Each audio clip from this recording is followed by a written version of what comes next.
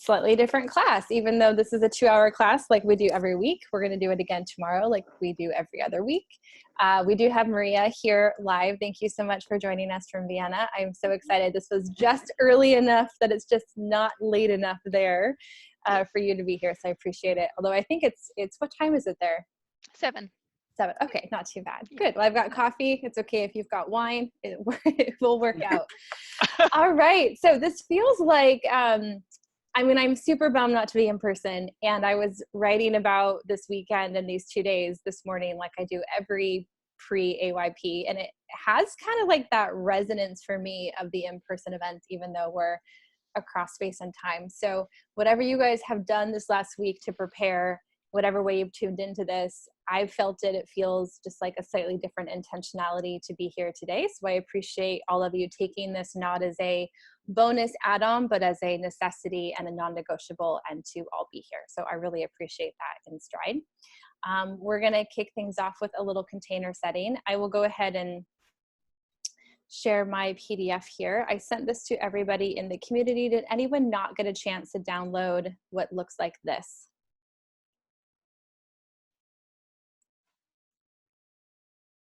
If you haven't yet, you can just go to the community really quick, click on it. It's inside of the AYP community. You will want it for our breakout sessions today. So I'll give you a chance to do that in a little bit. Let's start with a little easy container setting. So the first intention for the next 2 days is JATLQ, just answer the loving question. And I borrowed that from my coach, but I replaced one very obvious letter. And here's the difference between our normal classes and this weekend. This weekend was supposed to be a coaching immersion around money. And the goal of the weekend was to crack open the internal experience of money as a way to get at what external strategies and steps do we actually need to be taking in your business for you to get to the financial reality that you want. And seeing that we're not in person, the challenge and the opportunity over the next 2 days is to really let yourself be coached and be coachable. So the goal is not to learn content today and tomorrow. The goal is to absorb information from the inside out. So I want you to, almost like you're going to wring out as much of this money stuff as you possibly can. And because I can't coach every one of you on this content or in this context, you're going to be doing that with each other, which is why you have these groups that I already put together last week for you. So these are your partners for today and tomorrow. You'll work with the same person today and tomorrow. You'll be working with them for a pretty extended amount of time, 80 to 90 minutes today, 80 to 90 minutes tomorrow. We'll set the tone today with a little bit of context, and then I'm going to give you some prep questions that you're going to use as like the doorway, but you're coaches. So your job is to coach and to listen and inquire and really take this role as an opportunity for your partner to get at something that maybe they haven't gotten to before. I'll be popping into every group. You can basically raise your hand digitally if you need me to come to your group. And I'm going to leave my video on. So if I pop into your room, I'm not there just as an observer. I'm truly there like I would come around at your group at AYP and make sure you're getting what you need and getting your questions answered. So in order for you guys to get at the thing that you requested of me in class last week, I need you to answer the questions, and I need you to be curious, and I also need you to be coachable. So let your partner coach you. Let your partner challenge you. Trust that your partner wants the absolute best opportunity for you in your own money experience, and that's their role. And hopefully at this point, we have enough connection and rapport as a group that that's possible, even if we're not in the same room together. The second request is that you be a coach. So in this context, that looks like listening, inquiring, so asking great questions, being present, bringing your intuition. A few things we're not going to do when we're coaching today. We're not going to give advice. We're not going to give strategies or tools. We're not going to give resources yet. We're not going to fix it for them. We're just there to help them uncover whatever needs to be uncovered. So questions about my 2/3 requests before we dive into some of the work today? Just a comment. Great. I noticed this morning and last night that I was feeling volatile. And I want to say that this has been a super safe place for me to let out my emotions. And it's if that anger is coming out, it's at myself, even though I might be trying to pin it on you. But Great. I trust that you know, and I know that it's all about me, even though I'm trying to make it about you. Does that make sense? Yes. Remember at AYP, I say, if at any point in the weekend you want to run me over with your car, that's not about me. And that's our shit. But if that's the case, I can't get you out of that if I'm the one who tripped you into it. And that's why our partnerships are here. So if at any point, and this goes for everybody over today and tomorrow, if something comes up that you're not feeling supported in, you're not feeling like you're getting to the crux of it, you really need another pair of eyes on it, please raise your hand in the group. It's not a criticism of your partner or a judgment of the container that's being held. Money is a shit show. It's a shit show. It's a messy, sticky, chaotic, generationally wounded experience that we walk around with every day. And it's not at the same time. It's a wonderful, joyous, resourceful, freedom-inducing opportunity. And in all of that is a lot of stuff, just a lot of stuff. And so if you're going to truly get the benefit of today and tomorrow, and if your business is going to get the benefit and subsequently your life is going to get the benefit, then know that this is probably one step in the process. It's not the full step, and let it do the work that it needs to do. Thanks for that comment, Paige. I appreciate it. Any other comments or reflections?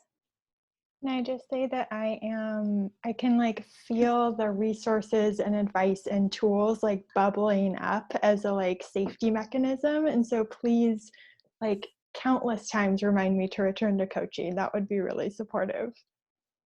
Great. Put a sticky note on your computer right now that says "Be the coach." Will do. Got Awesome. my heart ones already. Perfect. Yeah, perfect. And trust that the part of you that wants to hand out those tools just wants the person in your partnership to not suffer anymore. You can respect and honor that need without taking away what they're going through. Cool. Thanks, Katie. Any other reflections or insights on this?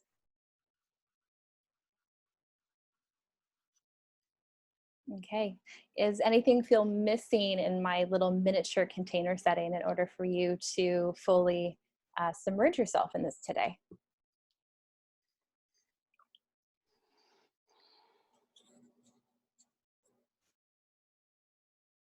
Great. Okay, so we're going to start with a little word association. I'm going to leave my video on. You're welcome to leave yours on, turn it off.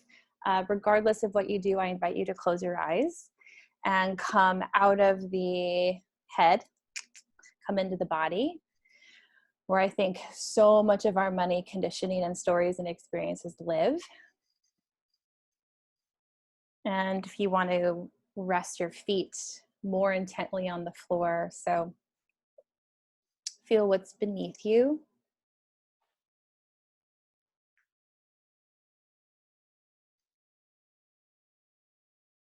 And in this really quick exercise, what I want to do is hear some word association with the word money. We're going to do this as a kind of popcorn style, so leaving your audio on.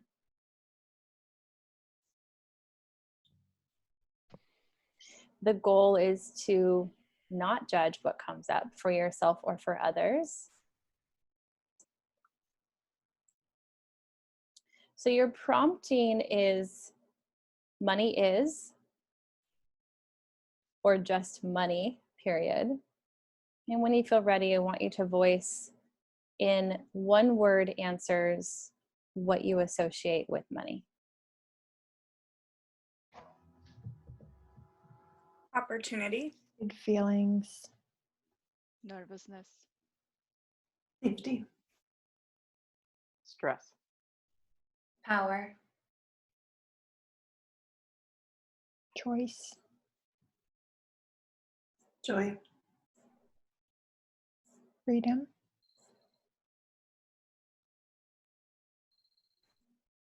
Grocery store. Vacation. Generosity. Gratitude. Complicated. Energy. Bad. Growing. Judgment. Good. Confusing. Organized. Elusive. Flowing. Everywhere. Neutral.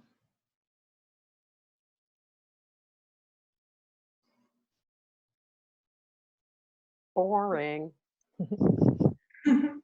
Exciting. Paper. Systems. Stressor. Work. Not real. Affirming.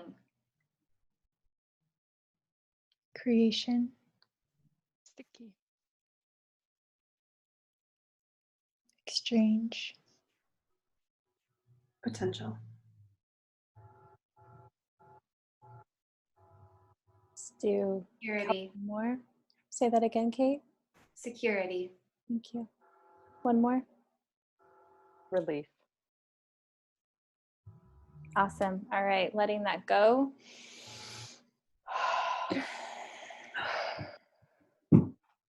Returning to what your feet are sitting or resting on. And then coming back into the classroom. So here's, I think I only missed a couple. Everything that I heard.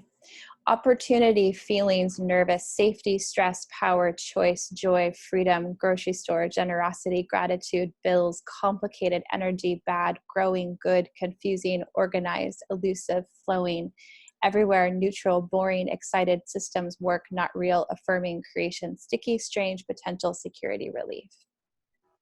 Any questions? So here's what I hear, and here was my intuition about today. We have so many parts of us that engage with money. Every piece of us probably has a piece of our money story. And so that's what we're going to work with today. We're going to work with parts. We're going to work with these characters and these aspects of self. So I want to give you a few definitions as we work into what specifically that's going to look like. So we're going to work today with money stories and money parts. Tomorrow, we're going to work with money beliefs, I believe, and money commitments. So that's where we're headed in the next 2 days. Let's give some definitions so we're all on the same page. And again, this is in the PDF that you have access to inside the community. So a money story, I'm defining a money story is a way you make sense of money personally, within your family, within your communities, and with the world at large. Stories become identities. Identity is another word for a part that you must uphold through choices and actions. Meaning, once you identify as being something, kind, generous, not judging, discerning, then you must uphold that sense of self through your choices, your actions, your behaviors, your habits. Then you do it through your relationships, your communities, your business models, things like that. That's all being driven by a story. A money story is the drama we tell with the data we've lived, seen, and experienced around money. So a story is a perception of reality. Let's just call it simply a perception of reality. A money story is a perception of our financial reality made up of the things that we've seen, the things we've experienced, the things we've lived, all around money. And that can be personally in our families, that can be socially, that can be what we see in our communities, that can be what we see at the world at large. And we filter all of that through our identities and our parts, giving us what we think is a whole experience of money. The 13 questions you answered over the last week as a part of your pre-work should outline a few of your stories. Did anyone notice some interesting themes come up in your pre-work questions?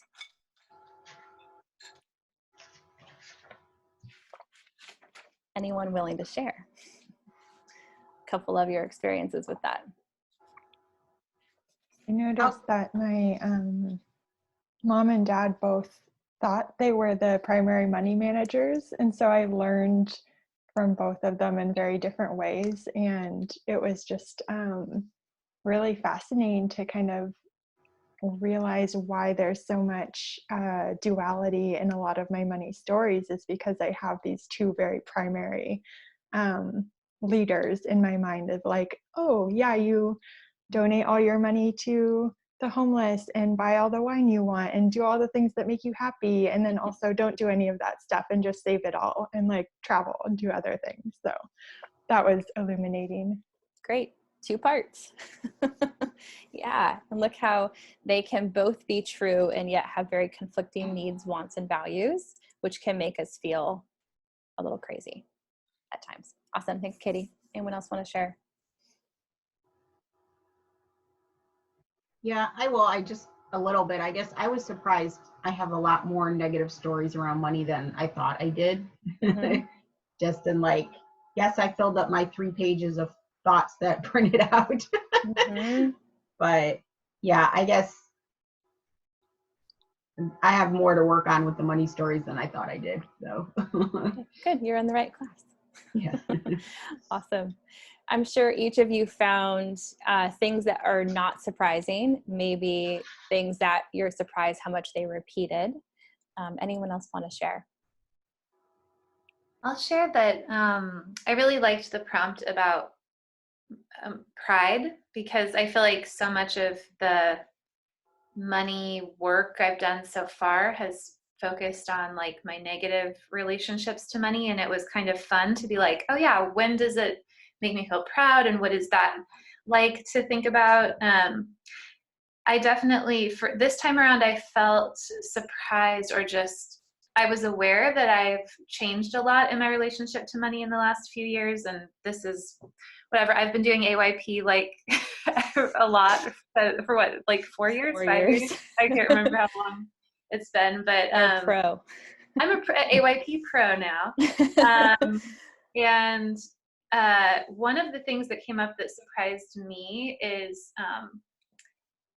I'm really getting that, for me anyway, like I can't really think about money without thinking about my relationship to what I'm creating and what I'm selling, because that's how I make my money. So it was really about the like, where am I leaving money on the table? And everything that came up was like, I have so many things I could be offering. I could be offering this and this and this and this and this. Mm-hmm. But then when I got around to like, where do I actually know I can make the most money? It was around like simplifying and not spreading myself so thin. So I don't know, I'm just curious about what came up around that, of this wisdom that was like, I feel like I'm leaving money on the table by not offering 10 million things I know I could offer, but I actually know that I'm leaving money on the table by being so spread thin and not like trimming back and letting go of things. Yeah. I imagine that that will come up today in your conversation with your partner. Yeah. Cool. Awesome. All right. There's space for one more share. We'll do a little bit more definition here, and then we'll move into partnerships. I can jump in. Great. Thanks, Tiffany. When it got to that question of who's the money manager, I thought about my current home and started writing it like, oh yeah, we're each responsible for our own stuff and it's totally fine. And then I read it again and I was like, oh, you're talking about my childhood.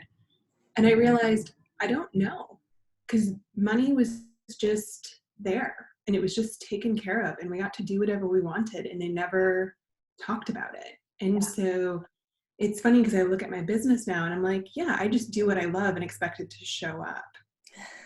That's awesome. Like when I was a little kid. Mm-hmm. So yeah, realizing I don't know about money management and we talk about it all the time kind of thing, because I just kind of expect it to show up. Yeah. Awesome. Good thing to realize, right? Yeah. You can go, oh, it's not because I have a a negative belief about receiving, I literally may never have learned this skill. And if I could learn that skill, would that disassemble all this baggage I have, or baggage I have? Yeah. Cool. Awesome. Thanks, Tiffany.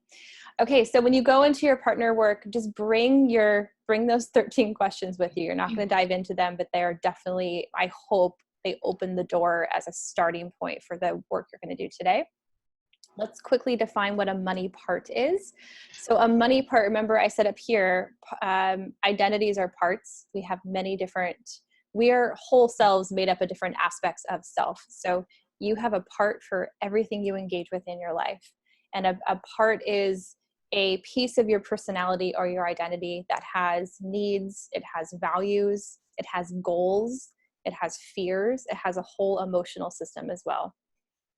So a money part is the specific aspect of self that identifies and lives out your money story through choices and actions.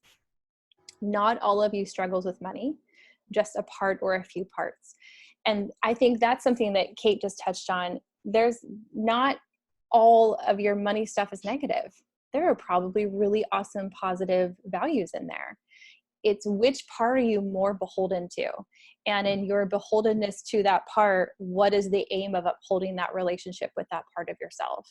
What do you potentially have to lose if you disassemble that part of yourself or stop listening to it so much?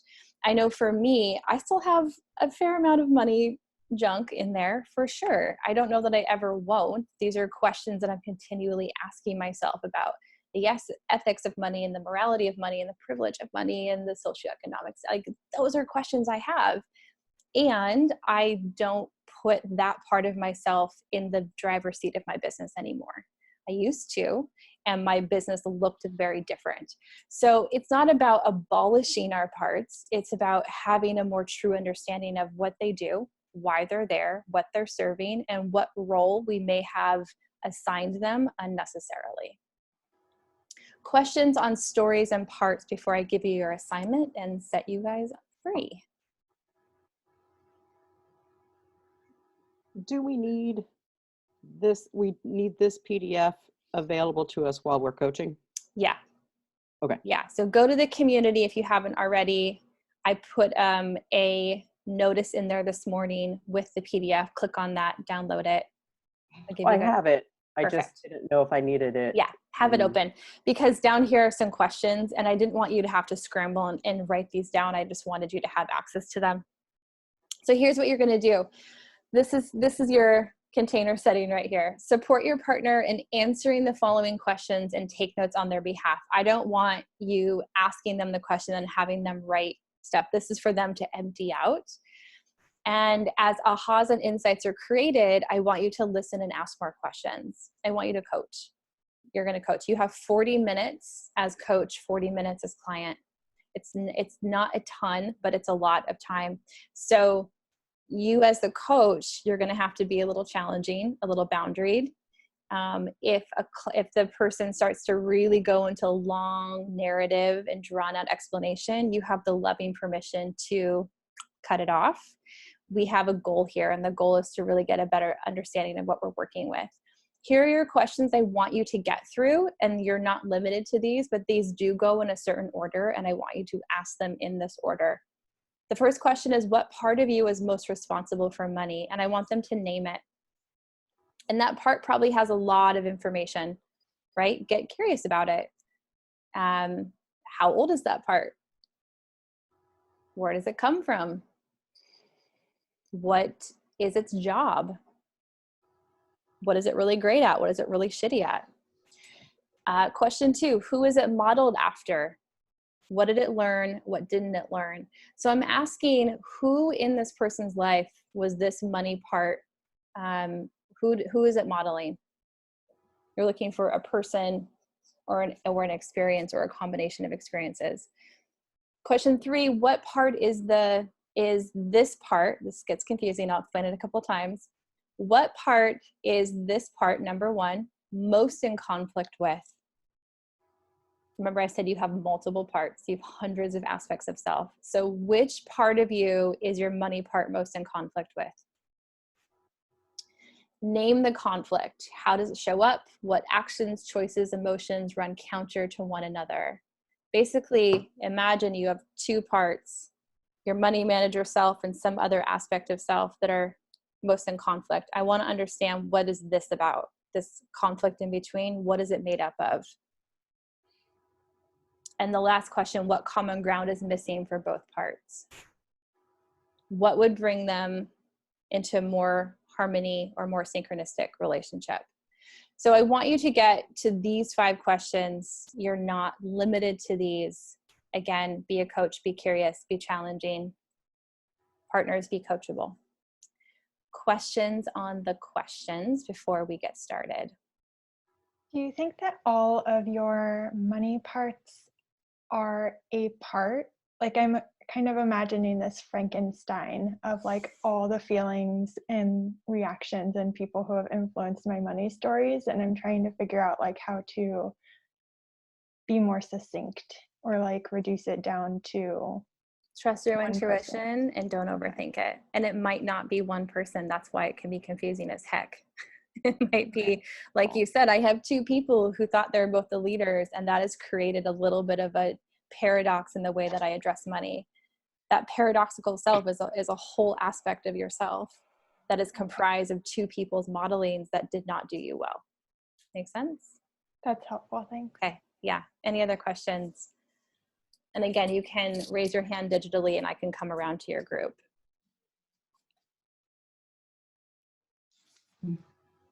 Okay, I'm gonna get you guys started. It is 10:30 Pacific time. You are going to go until 11:50. So you have an hour and 20 minutes. That's 40 minutes each. You are responsible for your timing. I do want to leave 10 minutes at the top or at the end for reflection and to give you your assignment for tonight. And I do have a hard stop at 12 o'clock today. So we're going to do our best to get through everything. I'm going to pop into each group sporadically. Again, if you need me, please do not hesitate to call me over, and I'll see you on the other side. Mhm.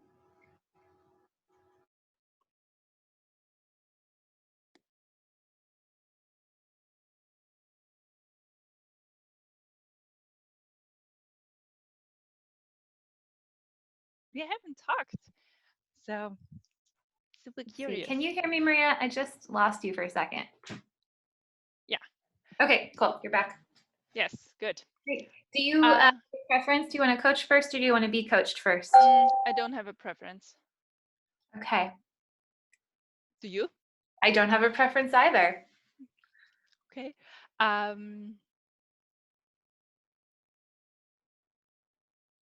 Great, Maria, go first. Yes, I want to coach first, I think. So time-wise, we have 40 minutes, Yes. right, per person. So 10 past.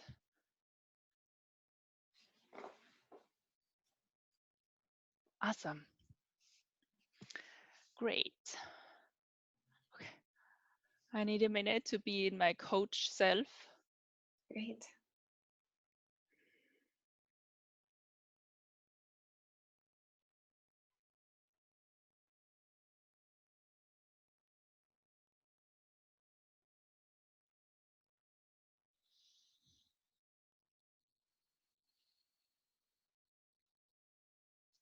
So Kate, I'm gonna start with the first question. What part of you, do you understand me? Yes. Yes. What part of you is mostly responsible for money in your life? So I think it's the part, I already have a name for her actually. I call her AFB Kate, which stands for all fucking business. So she's All fucking business. all Does fucking, she? yeah. Yes.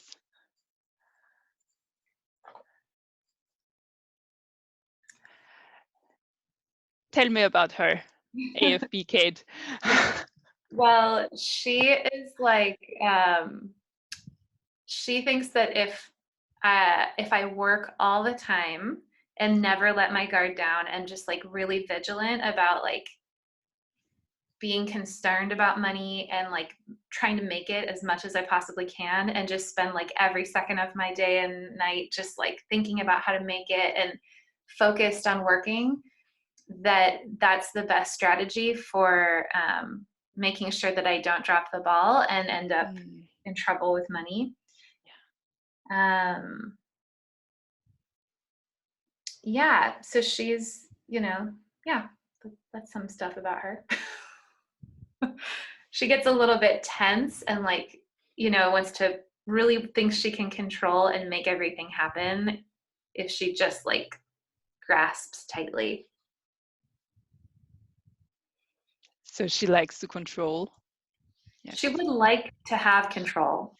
She would like to have control. Yeah, Okay. it's not easy to come by, but that's her goal. Yeah. Yes. Does she have, like, do you have a picture of her? Does she, like, what does she look like? Well, she's just kind of like stern, like the eyebrows are furrowed a lot, and just like she doesn't have time for like anything superficial or trivial or fun or relaxing. Yeah, because you need to be vigilant, right? You need Yeah. to like not drop the ball. Yeah, and she sort of thinks that like everybody, like she's an overperformer and kind of thinks that other people are mostly underperformers, like that are just getting in the way. So she has to kind of take on the work for them because they just can't do it. Yeah. Do you know her age by any chance? Well, I guess I'm 40 now, but I used to joke that my brother was like a 45-year-old man in a child's body. He's not yet 45. He'll be 45 in a couple of years, and I'm really going to celebrate him because he's finally going to be the age that he's been his whole life. But I sort of think that's the part of me that's like in my mind, the 45-year-old, the one that's like really adult and serious and like not having as much fun as the rest of the parts of me. Okay. So do I get that right? That you feel that there is an age difference between you and this AFB Kate? Yeah, I guess so. I never really thought of that, but I think that's probably true. She's a little bit more adult, like, and 45 for some reason has always been the number in my mind of like a true adult. A true adult, right? 45. Yeah. Yes. So she's doing the kind of like adult stuff, like trying to be in control and like. Yeah, she's like, we have to pay fucking taxes, like this is serious. Yeah. Have to do this. Yes. I'm super curious. Do you feel her in your body somewhere? Does she have a place in your body? Kind of in the pit of my stomach, like when things get like scary around money or just like anxiety comes up around money in the pit of my stomach. Yeah. That's usually her stuff. What does it feel like in the pit of your stomach? Like a clenching, a little bit nauseous.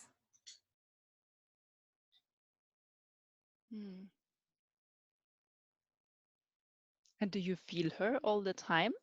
It's like, no, not most of the time. I mostly just feel her when I'm really stressed about money, like when I'm kind of in trouble with money, like I just don't have enough for what I'm supposed to have. So we got a picture of her, the AFB Kate, like she's 45. She like seems to be quite grown up and like likes to have control and lives here in the pit of your stomach. Do you have any idea who she was modeled after or is modeled after? Well, she's probably more similar to my father, who's he's very responsible with money. He's very structured and routine, but very kind of dry he doesn't do a lot of indulging or like Mm. spending on things for pleasure. He's very utilitarian and grounded, and probably has like is in contrast to the way that I've mostly been. Like AFB Kate is not actually my dominant way of being. So like it's more like in contrast to, it's like I'm probably super irresponsible and like frivolous and like overspending and overindulging, like as my dominant way of being. And so my dad's way and AFB Kate's way is to kind of rise up and be like, you know, you're that whole way of being is not okay. Like you're not going to have security. It's just kind of like that adult, like rolling their eyes at a childish whim kind of. And like, I don't know why you think you need all that stuff. How does that make you feel? Well, you know, it used to make me feel like rebellious and like totally like rejecting of it, kind of like you don't understand the true values of life and you don't even enjoy your life and it's too serious. And like I think like in recent years, you know, there's things I can appreciate about my dad having made really responsible choices in his life and being like well taken care of financially. And there's things I can appreciate about the concerns he had for me that really were genuine from a good place that I just have more perspective on now. So I think I'm more in a place now in my life of really integrating the wisdom or the better aspects of that modeling and some of it. Now that I've calmed down my like reactive, like don't judge how I want to live my life kind of a reaction.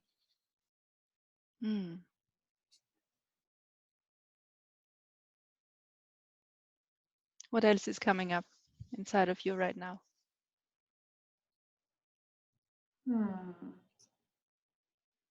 I don't know.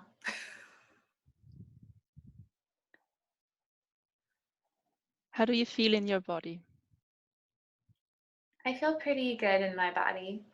Pretty balanced. So this part of you, the AFB Kate, what did she learn? What did she learn? Yes. Oh, like through the modeling? Well, she's just learned that like you can't really trust other people with important things, like survival needs. And so you really have to just take it all on yourself and do all the work and make sure that you know what's going on in every corner of it and that you can kind of control and manage it.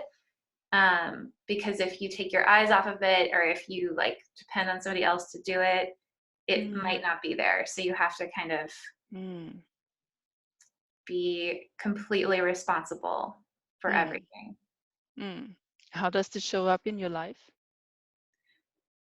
Well, for example, I am completely responsible for the finances in my household. Like I make almost all the money, I manage almost all the money, I pay almost all the bills.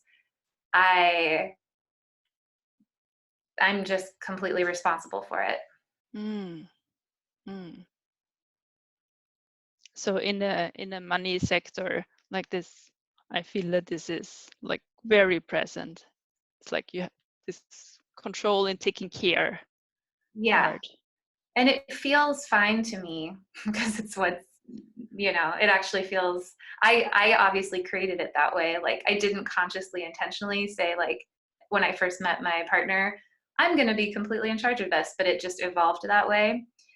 And whenever we've tried to shift that, so far it hasn't really worked. So I'm sort of fine with it. You know, it's not like actually a huge problem for me, but there have been moments where it's been a problem for me where I've just been like, oh my God, why am I the only one who's totally stressed out about money? Because I'm the one who decided to take total responsibility for it and be alone in worrying about it.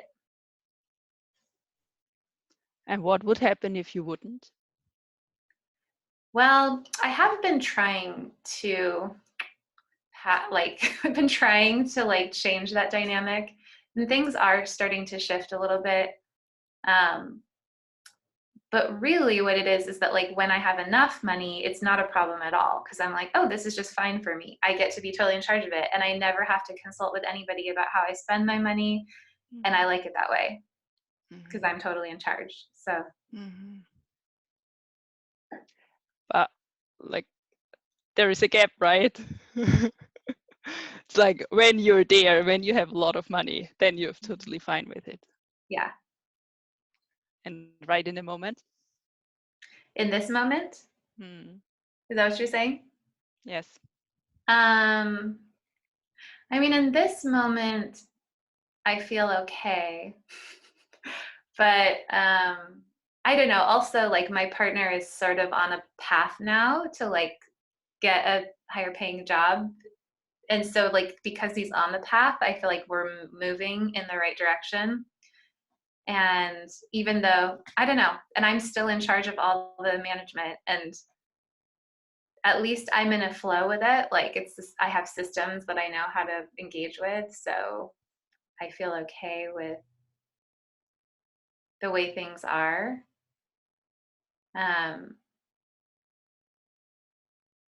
Yeah, I don't know.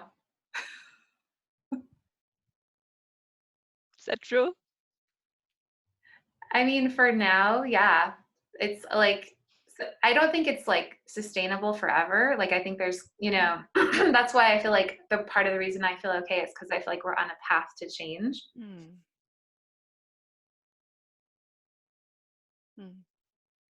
Yeah. When you feel into this part of you, the money part, the AFB Kate, and she has been modeled. Like, what do you feel that she didn't learn? Well, she definitely didn't learn like any of the stuff in the Tosha Silver book about like anything about money can be fun, or it can be in the flow, or you can like totally like let go of control and have trust that other things might come forward for you.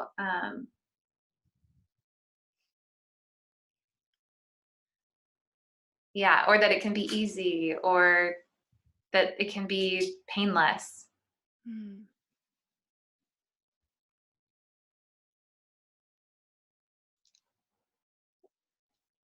Is that like, how do you feel about that she didn't learn that? Well, because she's still kind of my dominant money manager, she still feels like, well, that's fun. That's fun stuff to read about.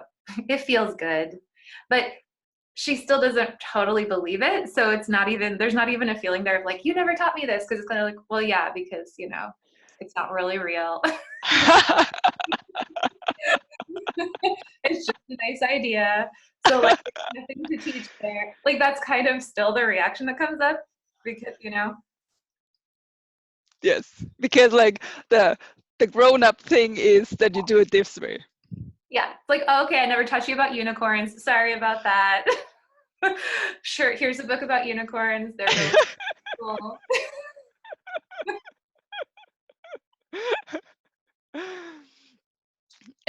Yes. Yeah. Yeah, I see. I get a picture of her. I get a feeling about her. Like Yeah. she does a very rigid job, and she's vigilant. Yeah. Yeah. How do you feel like as we just talked about, there is different parts in us, right? And which part in you, or which parts do you feel that the AFB Kate is in conflict with? What comes up? So that she's in conflict with like a more extravagant Kate, who is like really just has fun with money, like loves to spend it, loves to dream really big about, and like actually just will not negotiate on certain things even if she can't afford them. Like really nice groceries and like doing good fun trainings and like certain vacations. Like she's just like, I don't care if I don't have that money. Something will come up. We'll figure it out later. Yeah. So there is this part in you that's quite playful and kind of going for the extravagant stuff, or going for the things that like kind of, I heard, bring you pleasure. Yeah. Right? Yeah. In a way, like I might even call her just like Princess Kate or something, you know, where she's just like, and she's been around for much longer actually. As just like from even when I was a little kid, like my mom would always joke that I always would pick out the most expensive thing like in the toy store, or like they once asked me to pick out a bottle of wine when I was a kid and I apparently picked out the most expensive bottle. Like I just, you know, when I didn't have a filter of like looking at price tags, I would just naturally pick out like the most expensive item of everything. Like that's the one I want. Mm. Or like go to the restaurant and be like, I want New York steak, you know, like. Can you tell me a little bit about this Princess Kate? Mm-hmm. Well, she just won't, like I said, she kind of won't negotiate on like certain things. She's like, I'm spending that. I'm not going to not spend that. Like, I don't care if I have that money or not. I'm just going to spend that money somehow. Mm-hmm. And I'll figure it out later. Mm-hmm. She does a lot of, I'll figure it out later. Mm-hmm. Yeah, I see that they're very different points of views or worldviews. Yeah. Yes. And this Princess Kate, what does she look like? Well, she just has, you know, she like her hair is fresh from the salon and she's got like fancy earrings and Mm-hmm. she gets to buy whatever clothes she wants. Yeah. Yeah. And what's her job What's her inside job? of you? Inside of you. Oh, inside of me. Well, I mean, I think she just wants me to enjoy my life. And she doesn't want to worry about money. Like she wants to enjoy life and not worry about money. Mm. And so buying things to some extent is like her way of doing that. It's the action she takes that demonstrates, look, I'm enjoying my life and I'm not worrying about money. Mm.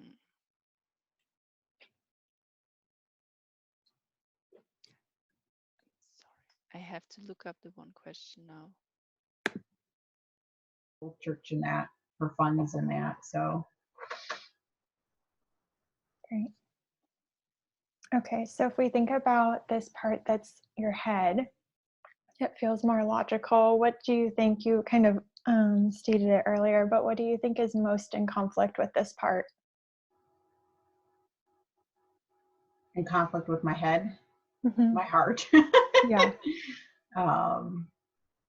Yeah, definitely the tug of war between the two. Yeah. And how does that show up for you now? Just like when I want to go do things and like my head's like, no, you shouldn't be spending that money right now, or like the question often pops up, you know, is that a need or a want? You know, versus like what my heart wants or what my heart needs, or what my head, you know, just that kind of stuff. And like keeping my office, it's like my heart wants to keep my office. Do I really need it? Yeah, I don't know. My head's probably like, no. And I'm like, but my heart wants to keep it. So, you know, it's trying to, that's, I mean, probably one of the bigger things I'm wrestling with right now. But Which one do you think has the final say, like in terms of your office? What wins? right now my heart's winning. So I don't know. I'm trying to like weigh options, you know, of what to do. It's my heart. And I mean, there's another part of me there's other parts of me, I think, that are just like, no, you have to keep it, because it's part of, it represents my dream, you know, what I want, where I want my future to go. And so I don't want to let that go right now. Great. Okay. What actions, choices, or emotions run counter to one another? So between the head and the heart, what are some of the like conflicting emotions that show up for you? That it's costing me money right now. That it's like, hey, I can't use it anyways. And I don't know, how long, so that, it's expensive. So it's kind of leading back to, okay, yeah, what my heart wants is expensive. And that, so. And Yeah. what's the goal of your head when you say like that's expensive? What does your head want for you?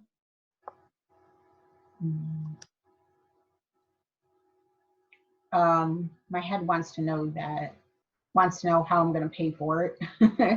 Where the money is going to come from, how am I going to support it, all the hows. Yeah, and what does that give you in a broader sense? Like what does the knowing the how do for you?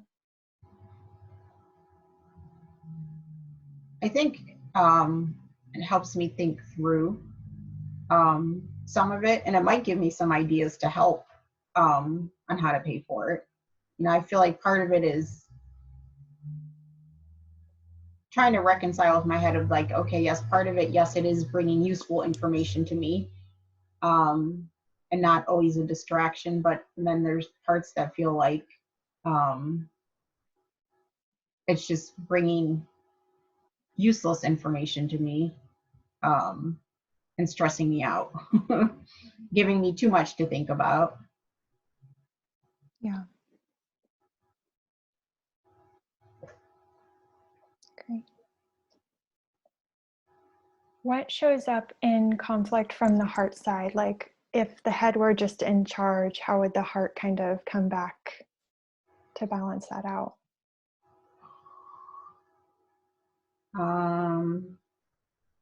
Wow. If the head were just in charge, Yeah. how would the heart balance it out? I would probably feel the stress of it. I mean, I can recognize that in my life of like literally the heartache. Like I'd get into having chest pains or what, or it physically showing up for me. Not, if I feel like I'm going in the wrong direction or something, I can literally physically feel it. Because my heart's not getting what she wants. So my heart's kind of, I think, starts to scream at me, in those little ways. But I think if I let it go unnoticed too long, that's when I start to literally notice the physical piece of it. I can feel it. So. Yeah. And what happens if only the heart got to be in charge? What would the head do?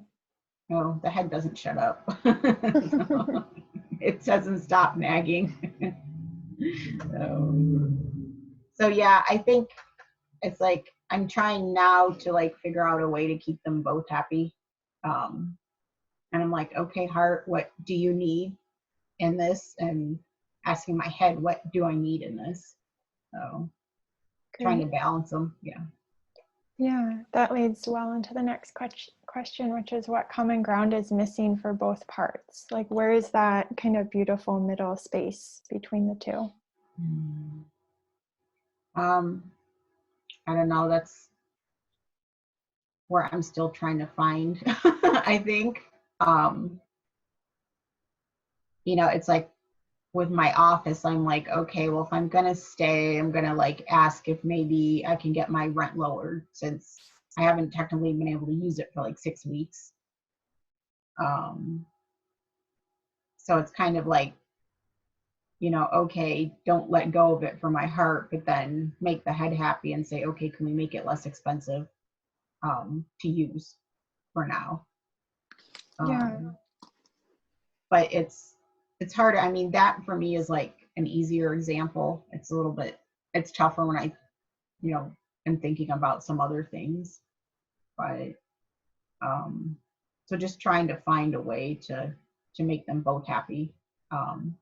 At first I thought about okay, just get the head, use the head to figure out how to give the heart whatever she wants. Um, which I don't know, that might be still a road to go down, you know, and doing it that way, but I don't know if that will keep both parts of me happy or not. So I'm kind of vacillating between those two strategies of, okay, give the heart a little bit of what she wants, give the head a little bit of what she wants, or like, okay, let's just put the heart in charge and tell the head she needs to figure out how to get the heart what she wants. So. Yeah. I'm curious how that played out. If you remember with your parents, if your mom's more the heart and your dad's more the head, how does that kind of, what was the money exchange like in your family in that way? I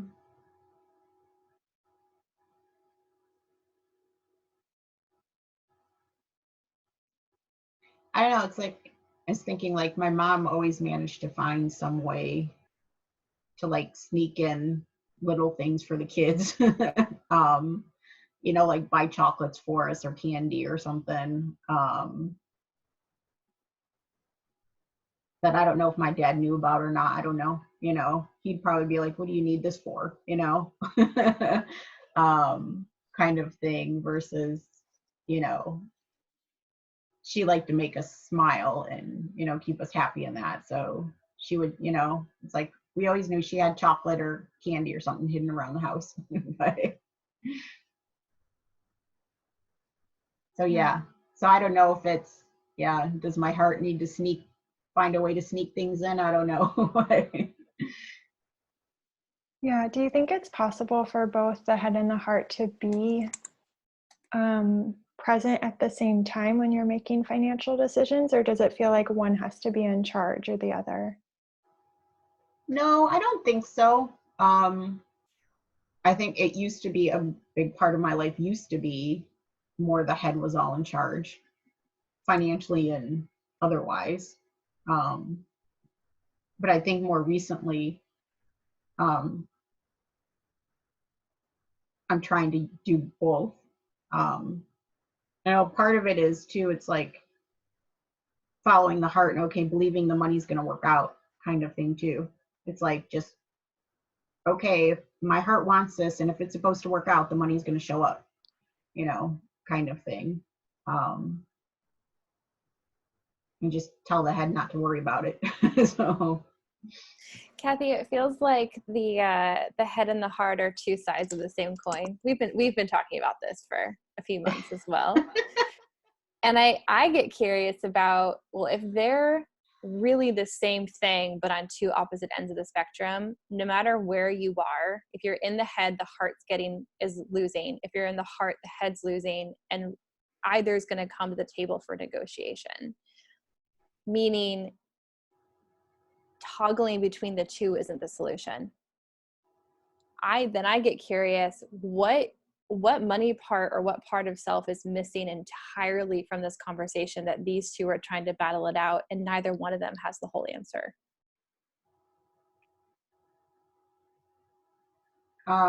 well, that's where I'd probably say like spirit, you know, is missing. That's the part of where I think I was alluding to, like, okay, just believing it's just going to show up, you know, when it needs to. Is just believing it's going to show up when it needs to spirit or heart? I think a little of both. Yeah. Well, I believe spirit lives in my heart. So yeah. When you ask that, I'm kind of like, well, yes. So. Yeah. And then maybe there's a heart with a little h and a heart with a big H. Maybe the little h heart is the one that's in relationship to the mind, and the big H heart, because when spirit's involved, we still take action, right? We still have discernment. We still move toward the things we want. We still have to do stuff, right? Yeah. So if spirit's missing and you brought that in, what would that look like? That I would go do stuff and not worry about it. Okay. Keep exploring that with Katie. Yeah. And not worry about it, not be attached to the outcome and all that good stuff. So Notice too, you're looking up. What's up? yeah, spirit, my guides and angels probably chuckling at me. Oh, Yeah. yeah, How does I it know. feel different to you than the little H heart? Like if you think about trusting spirit, trusting the unattachment and doing what really lights you up, how does that feel different than listening to that other part, the other heart? Definitely, well, a lot more lighthearted. Like there's no worries or concerns. Like, it's like I just know that, okay, that's the right way to go. Um, Yeah. and trusting the big heart. Yeah. Where does the big heart show up? Like if you think about actions or decisions you've made in the past, where have you felt that show up to help you make a decision? Well, probably in like starting my business, like working on my path. Because yeah, it's like if you would have told me 5 years ago I was going to be doing this, I'm like would have told you were crazy. So,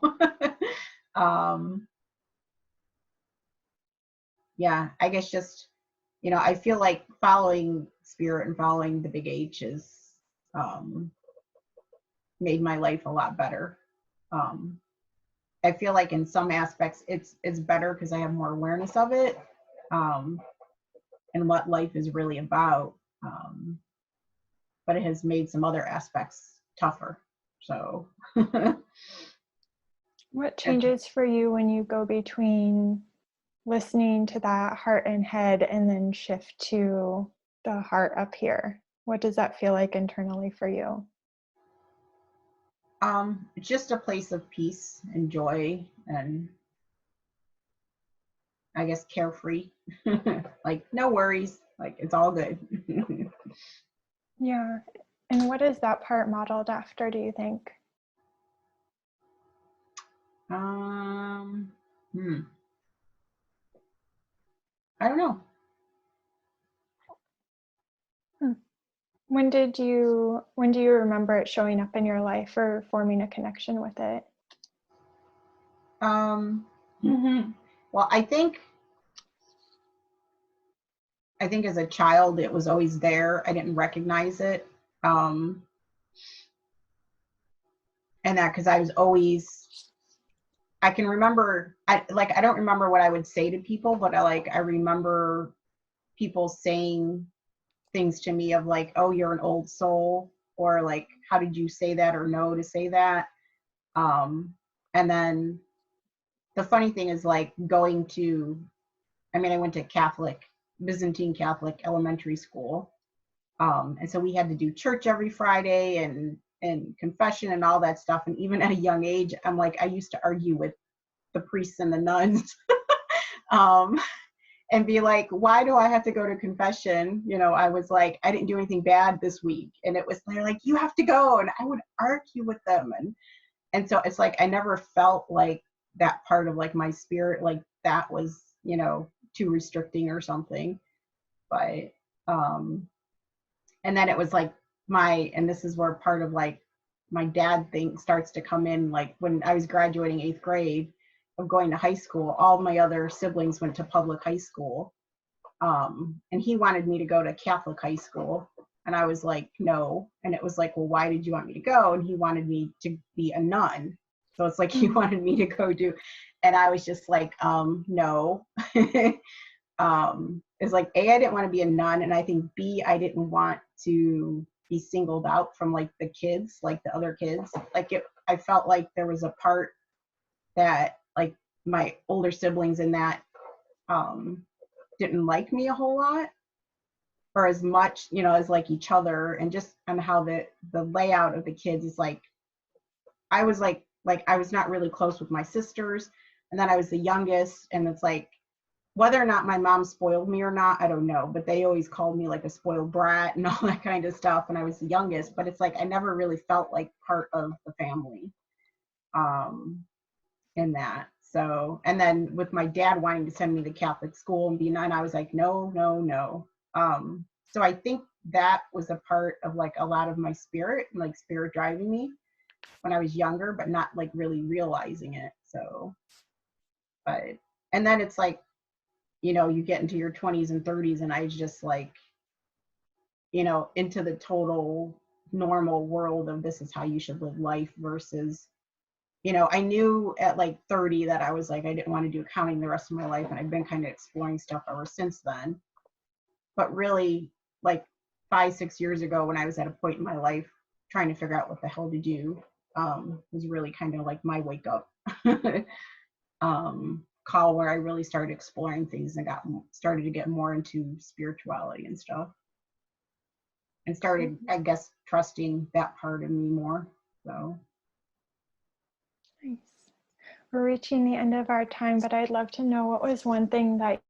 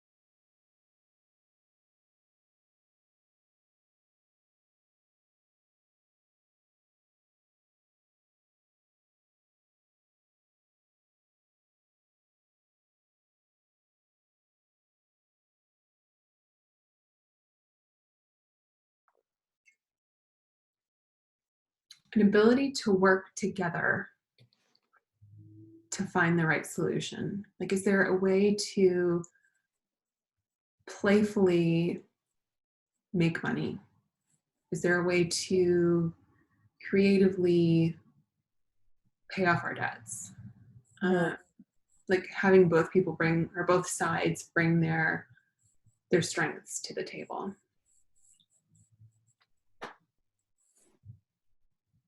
Nice.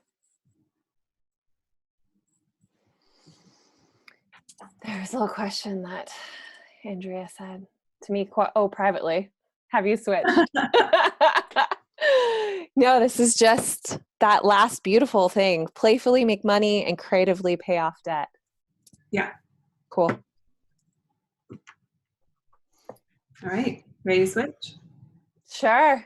I'm gonna stand up for a second. All right. Cool. So I'll take a picture of all this and send it to you. Okay, awesome. Ready?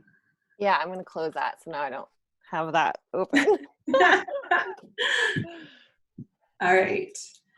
What part of you is mostly responsible for money? What part?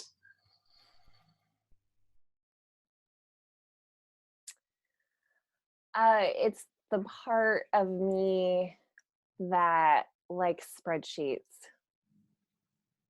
Okay, tell me more about that. It came up when we were doing that popcorn thing of like, oh yeah, that the part that sees money as systematic, as organized, as ones and zeros and formulas. Okay, can we give this part a name?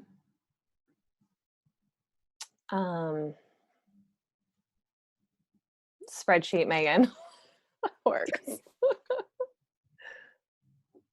Tell me a little bit more about Spreadsheet Megan. What is she like?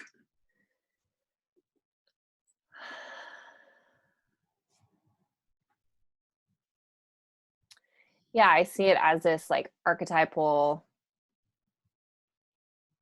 masculine, contained, reserved, grounded, like really grounded, like excess grounded sort of thing. Okay. How old is Spreadsheet Megan? Yeah, like high school years, so 25 years. I mean, that's how long she's been around, but I've been reflecting that, but she's still that age though. That like level of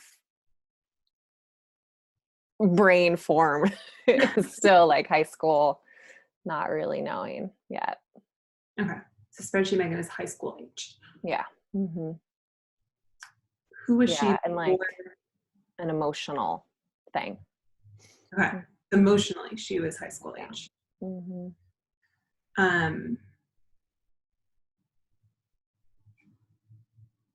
How does she show up? How does she, or did she? How does she?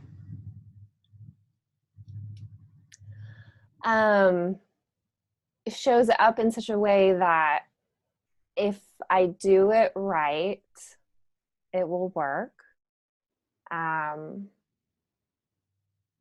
Yeah, every Monday for sure, she shows up when I sit down and do my money date. Yeah. What is the energy she brings to the table on Mondays?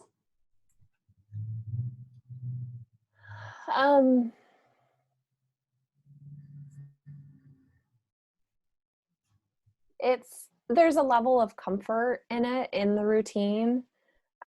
So yeah, so there's like the familiarity of it. So okay, if I come to this place that's known and repeated, then there's like an opportunity for some spaciousness, some breath in this very structured sort of way. Mm-hmm. Okay. Who is Spreadsheet Megan modeled after? Yeah, and so this realization is that it doesn't like really make sense necessarily, but it's modeled after who I needed to be at that age. So modeled after that experience of those years. Tell me a little bit more about that.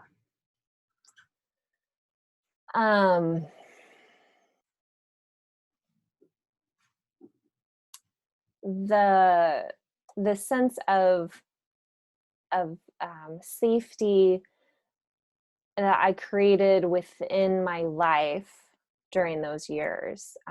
So like in high school, all the business classes, like I was really involved in that world. So, you know, learning about money management, running the student store, you know, being the head manager of all the like other teenage managers, and like developing a relationship with the school, I don't know, bookkeeper, who taught me how to count money, and who, you know, the Megan that got a job at Nordstrom's and like learned about selling and money, and the Megan who managed her father's accounting and learned QuickBooks, or it was Quicken back then.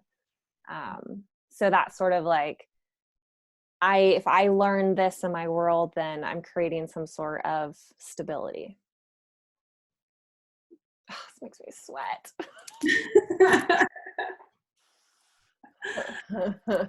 What about it specifically makes you sweat? The immensity of like,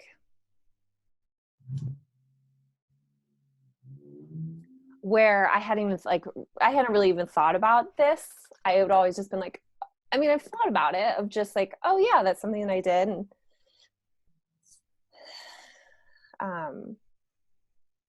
it was just my normal. Mm-hmm. And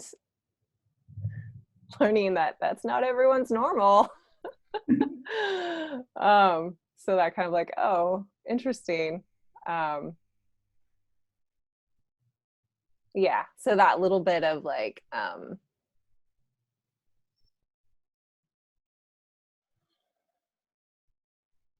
it makes me sweat because it pushes up against my pattern of being hard on myself. And this is going, oh, look at, this is an opportunity for you not to be hard on yourself, Megan. And that makes me sweat. So this idea of, say that one more time. It pushes up against the part of you that says, the part of me that's addicted to being hard on myself, Mhm. because it's a pattern that I've realized I've created, so I'm used to it. And so this is showing me an opportunity where I can soften, and that's vulnerable, so that makes me sweat. Okay.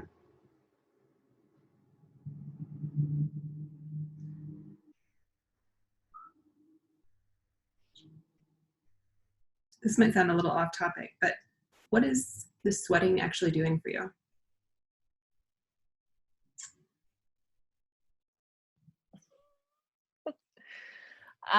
It's helping me release emotion in a way that's hidden.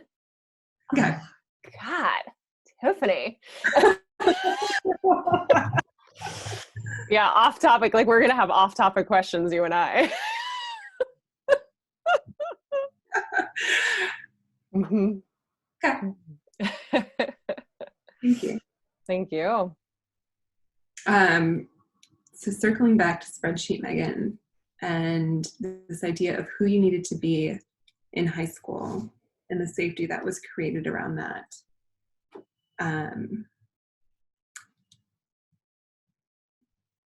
What did spreadsheet Megan learn? Like, we were talking about this, who it needed to be modeled after, and this idea of this high school age self who sounds like she was super responsible and putting together all the structures that you've been working with that give some form of creative space. But what else did she learn? Yeah, this came up in the questions. I then learned, from my father, the like anarchy, fuck the banks sort of mentality. Michelle at AYP couple, whatever one, gave me the naming of it, of I learned from him how to juggle debt. That was something that was presented to me as like a normal existence. I don't remember the question. Oh, what did she learn? Yeah. So she learned that at that age.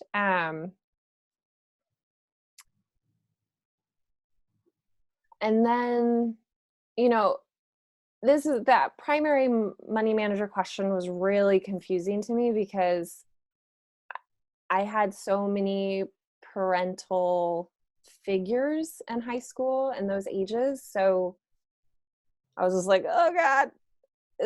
And so that's what, like, there's like parts of that filtered in, but I feel like that was something that I realized through this process then too, was that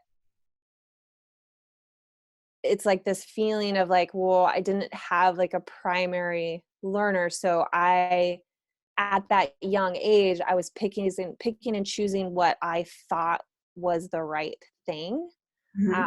So little things like from then my stepfather, who first taught me about the concept of tracking money, for not versus my father tracking money as just like making sure the next thing didn't explode or whatever. And then Dawn, who taught me about tracking money from a place of like curiosity and and gaining more information. And then, my grandma, who taught me about money as like a very, she had her own money, and then she had her boyfriend that she had for 28 years. He would give money for groceries. And so that would be like this very separate sort of thing. But then she had her little money that, you know, she would give me quarters for when we would play gambling games or like when we go to the grocery or go to garage sales. So I learned about like coordinating or I learned from her that money doesn't all just go into a pot. It's very like separate. Like money is like divided for different aspects of self.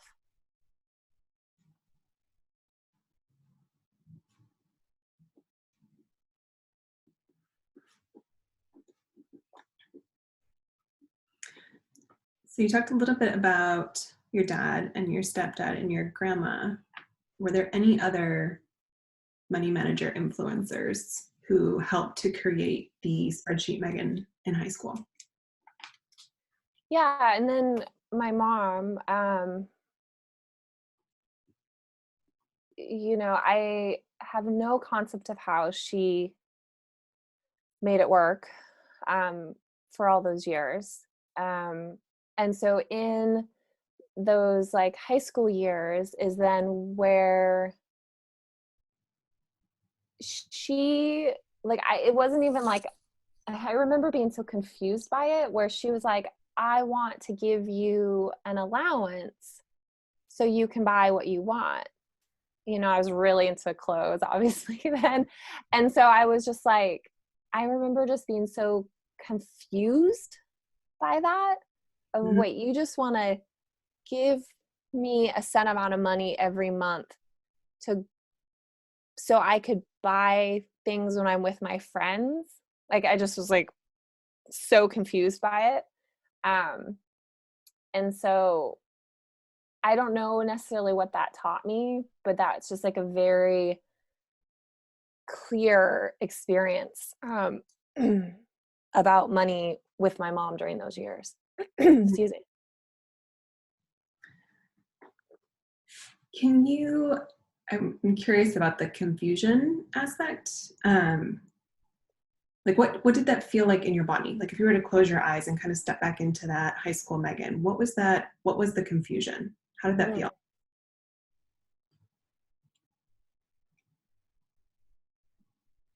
I think what it was is that it was,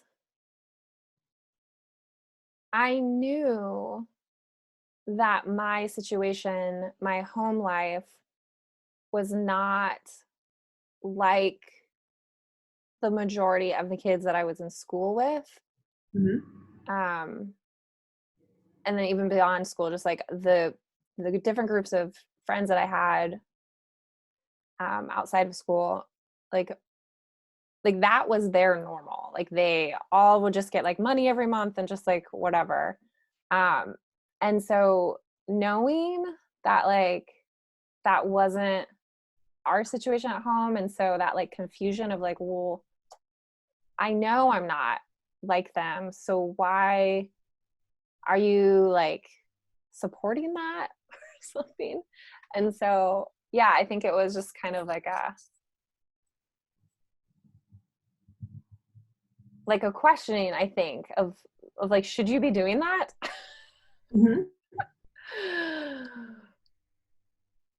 Yeah. Different. That's come up a couple times. What's that? How were you different from your friends? What set you apart from they all received allowance, but then your mom said, here's an allowance, and you were like, I'm confused by that. What was different about your situation in high school? Because that came up when you said too earlier about like you were doing the business classes, running the store, like working at Nordstrom's, helping your dad with his accounting, and you were like, that's just not what was happening for everyone else. What's different about your situation?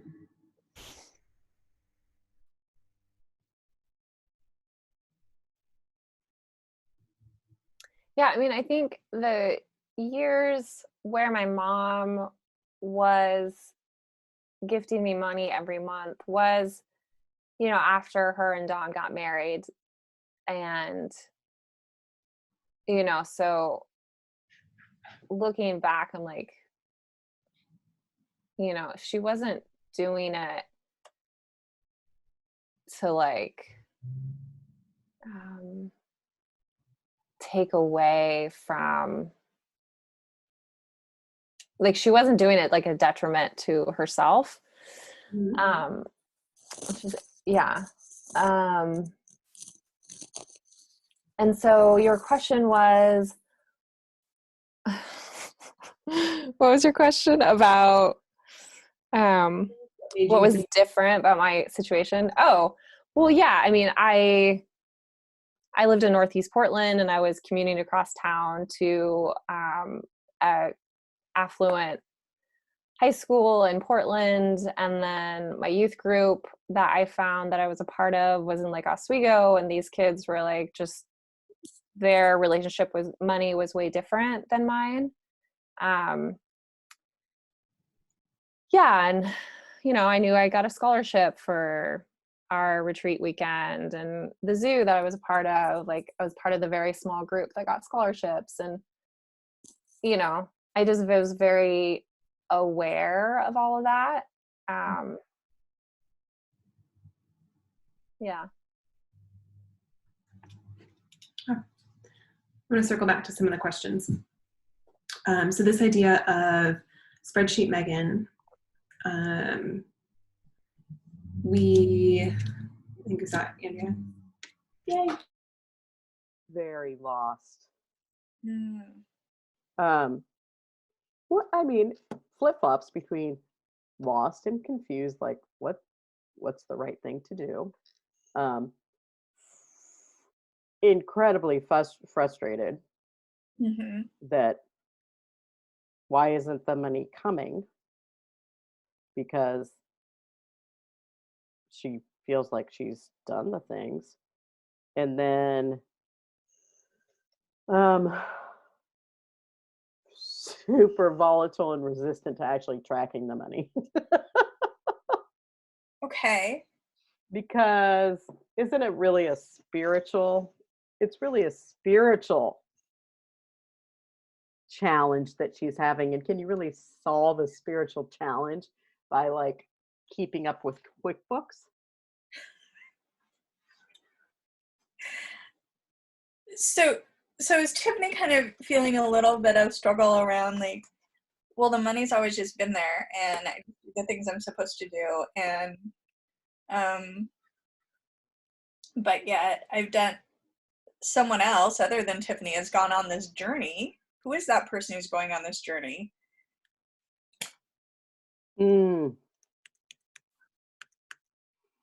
Oh, that is the wise woman tree from like Pocahontas. From the movie Pocahontas. Like, doesn't Pocahontas go and talk to this tree that's She might super have. wise? Yeah.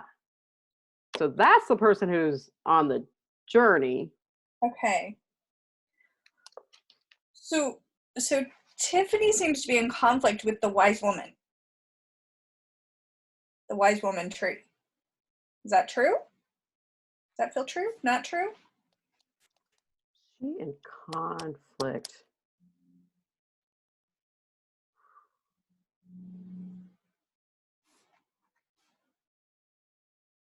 I don't know.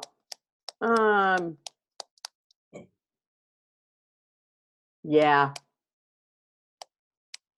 Tiffany doesn't want to have to think about it. Ooh. She just wants to like get good grades and everything will fall into place. And it's really irritating. Yeah. When she has to think about it, because that opens up a can of worms. So then the wise woman tree enters. But she's about intuition. So Tiffany doesn't want to think. The wise woman is like, you got to tune in. And Tiffany's just like orbiting in outer space. Because she doesn't want to think. And the wise woman is like, yeah, so far thinking hasn't really gotten you anywhere except confused. So I don't know that Tiffany's in conflict with the wise woman so much as she's in conflict with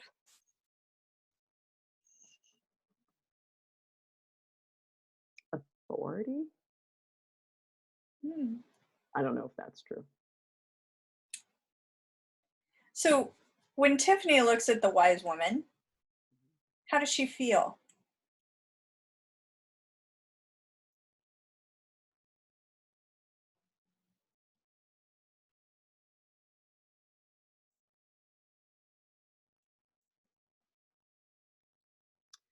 She would love to give it all up. Oh.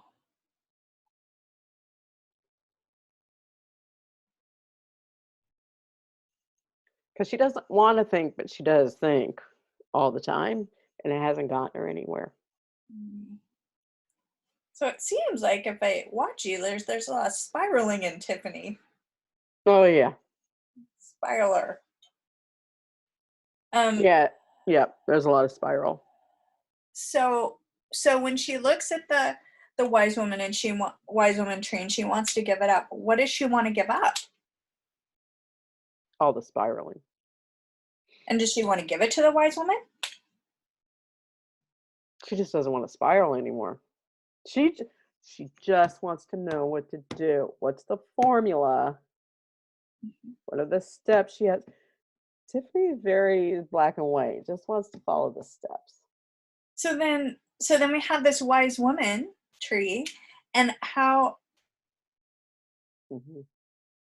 So if Tiffany, like, she just sees her and she wants to just give it up, what is she giving up? And is she giving it to the wise woman?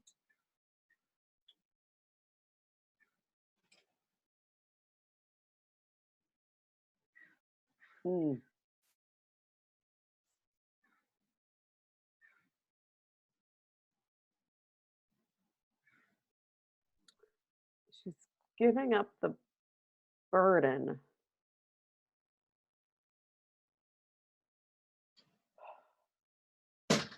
of having to figure it all out. And just the spiraling. Why does she think the wise woman tree can do something with it?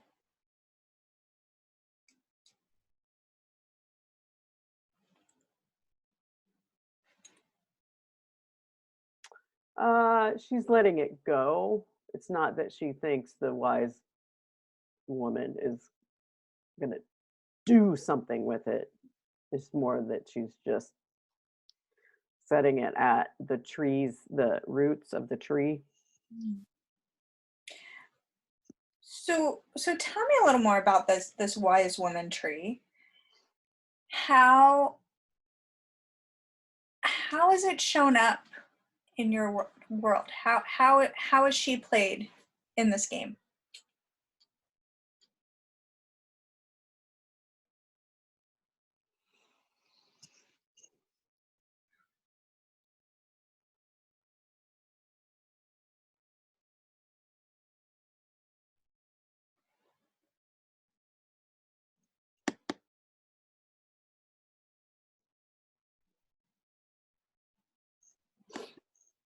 Sometimes.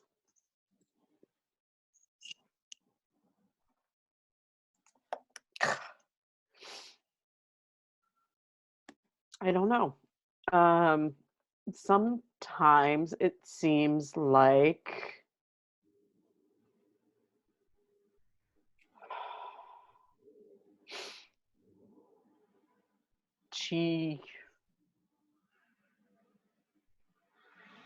the wise woman says, relax.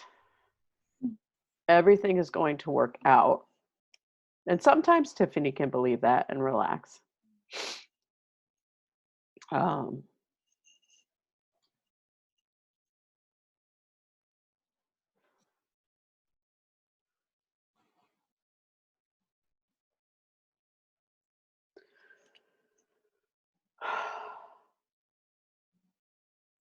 But she still doesn't know what to do.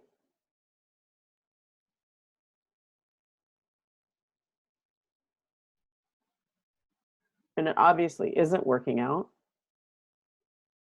she can't pay her bills.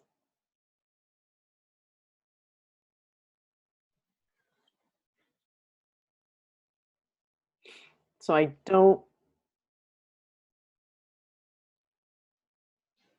know whether the wise woman ever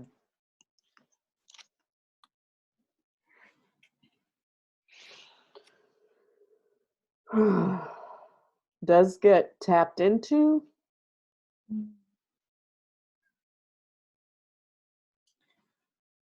or whether she can be trusted.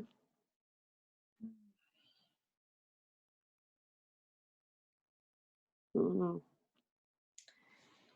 So you talk about Tiffany giving up the burden. Tell me more about what's in the burden. What is it that she'd be giving up?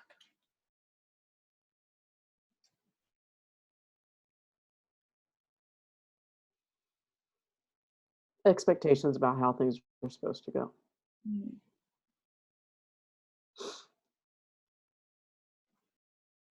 Where do the expectations come from?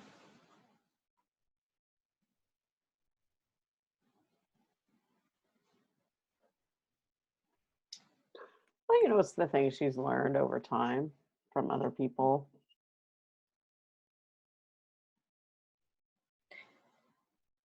So if she gave those up to this wise woman tree, what would that allow her to do?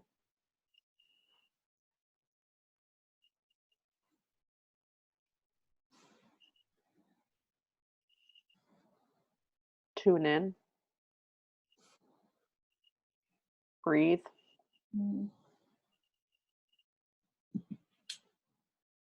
see more of what's going on. And what would be the benefit of that? She might actually be able to hear the wise woman. And she would, if the air were clearer, she weren't orbiting so quickly, she just would get a clearer picture of the landscape. And the benefit would be she might be able to make different choices. She would see different options that maybe she can't see now. So what's holding Tiffany back from truly giving up to this wise woman?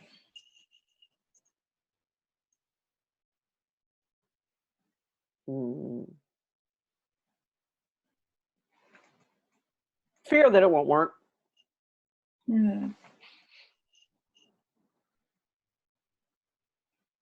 And That she'd trust another something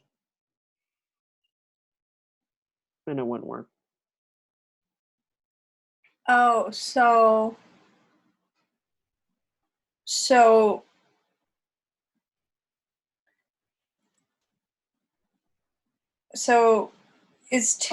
Tiffany's followed this path, and along this path she's had a lot of experiences with you just do the thing you're supposed to do and somehow things are there. But then as she made it further in life,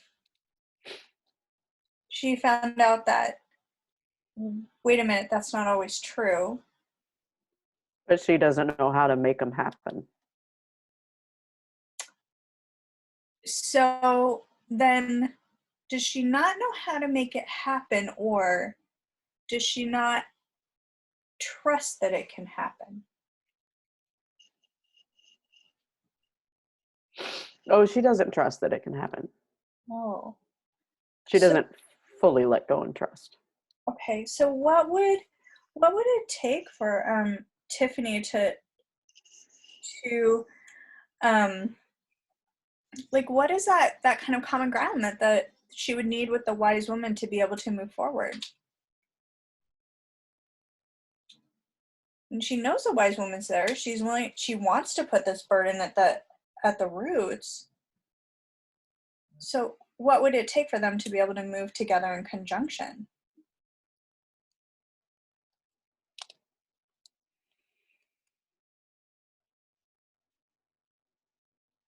Space. How might they get that?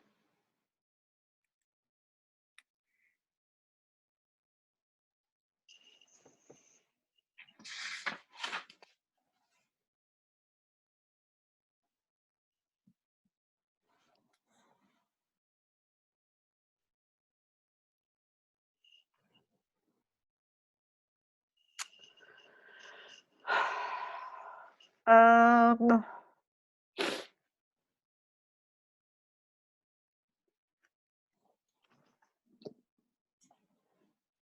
well, I imagined Tiffany making some sort of offering Mm, at the base of the tree, and then I pictured a fire.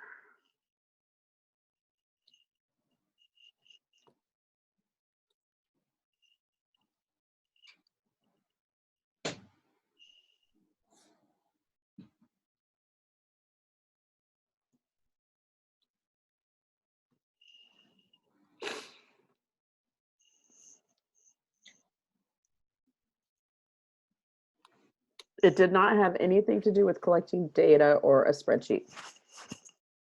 no data in no spreadsheet. um,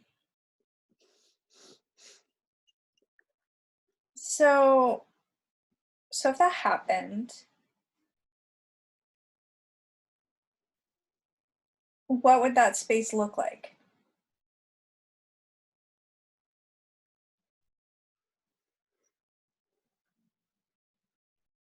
Calm, Calm. peaceful.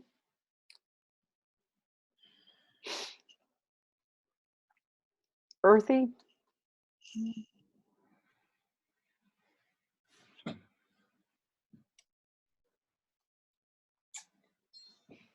But light.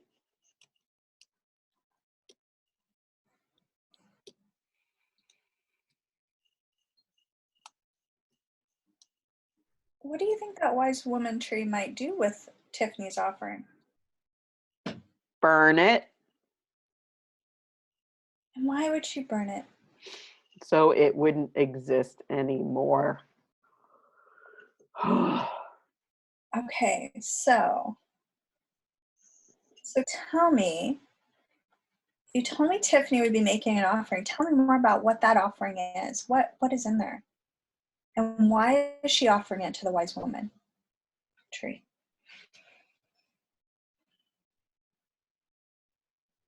She's offering it because she's exhausted. Hmm. So what is she asking that wise woman tree for?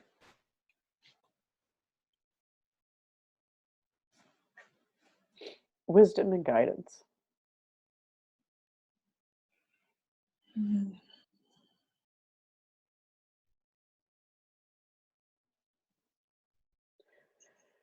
And permission and space to be just okay where she is.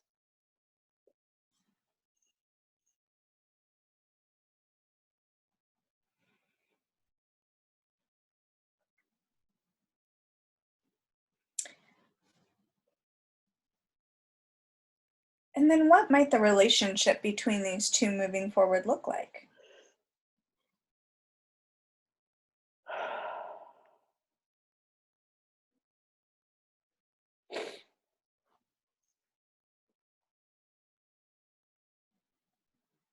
Heavy, right? So they would take it and lift it and like carry it a bit, and then they would like uh split it somehow. And we're like, okay, that's meant. It was good for me that it didn't feel as scary talking about the money stuff as I thought it would be, because like we didn't talk about money, you know, it was like so I was a little nervous about going and talking about it, but it didn't feel scary. So hi.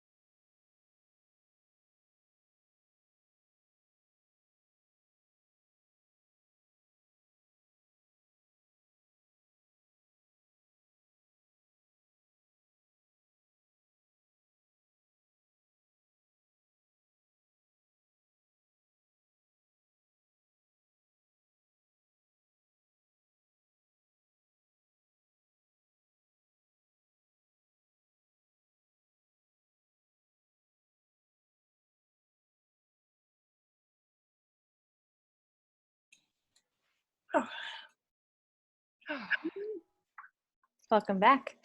Thank you. So I'll wait for everyone else to pop back in, Hold on.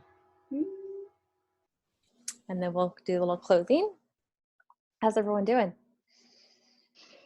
Good. Okay, great. Opening doors, I hope. And a little bit that I got to hear from each group. Awesome coaching. Good job, y'all. I was super impressed. All right, just waiting on 2 more people to pop in. They've technically still got 10 seconds.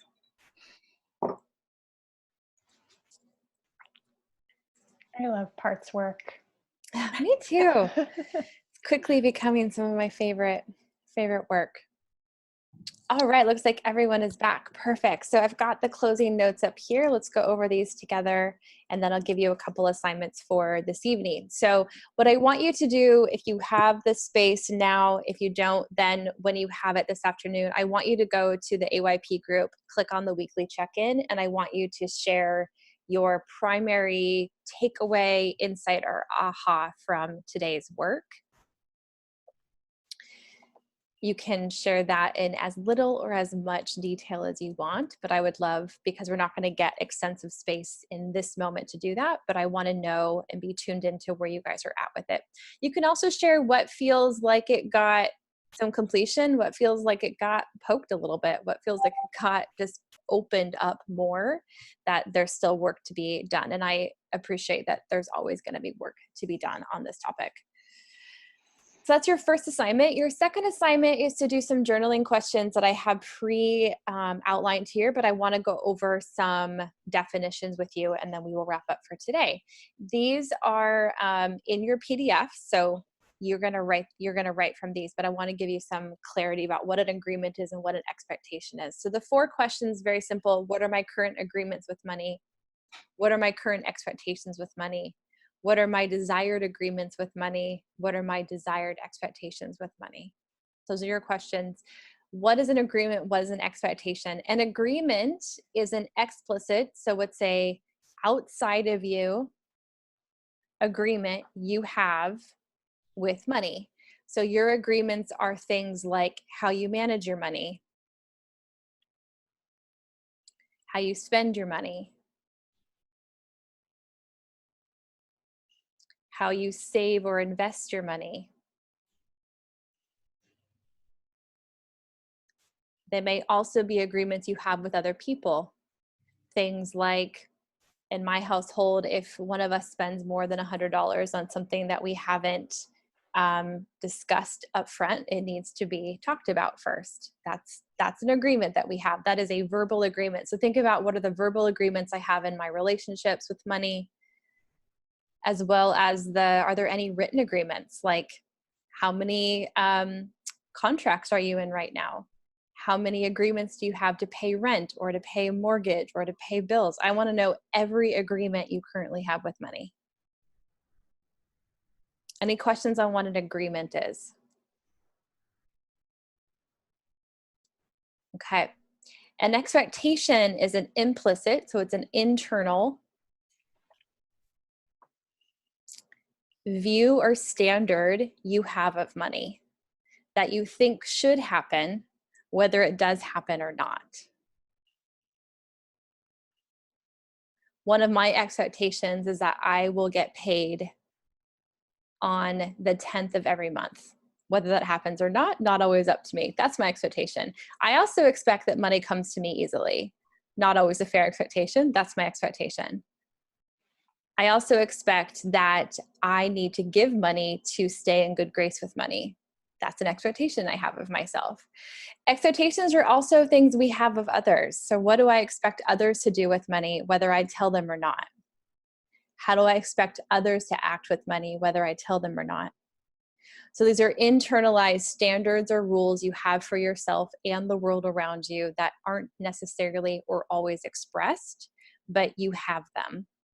So you're going to look at agreements and expectations that currently exist, agreements and expectations you would prefer to have or exist. That's your writing assignment for today. You need to complete that before our session tomorrow. Tomorrow, we're going to work on beliefs and commitments. You can look ahead at the questions. You're going to have a very similar format tomorrow. You're going to do the same thing. We're going to break down definitions, and you're going to do more coaching with each other. We have 4 minutes here. I'm going to go ahead and stop sharing this since you guys have it. Let's do, you can see everyone's faces. Good. Let's just do a little round table. Not weird takeaway. Tell me the feeling or emotion you have walking out of class today. No good, no bad. Just what is it?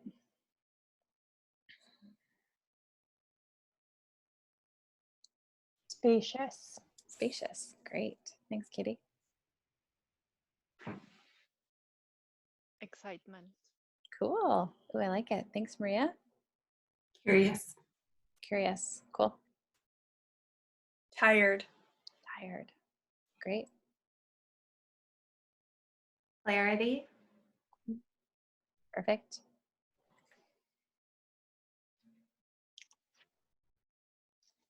Might help if I unmute. I would say neutral. Muted. Yeah. Neutral. Great. I'm muted. No. Neutral. Okay.